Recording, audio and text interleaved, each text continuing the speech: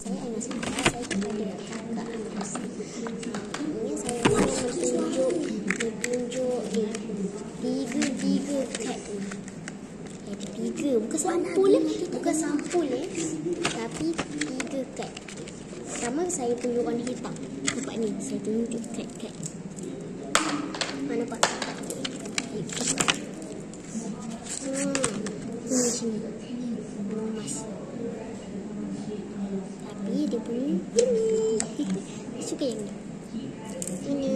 Ini adalah apa tu? Warna-warni dan nama tu dermatin. Kita ni sebalik.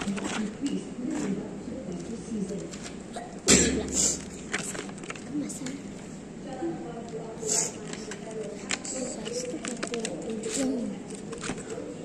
Tengok ni.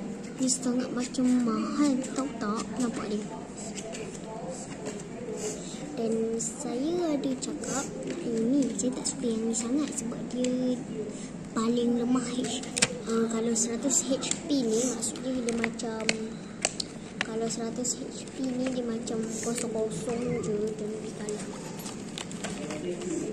Dan last sekali yang ini yang paling saya suka, semua sekali saya suka. Nampak ni. Ni kad ni boleh jual. Tapi jangan jual sangat. Okey, nama dia Pikachu V. Okey.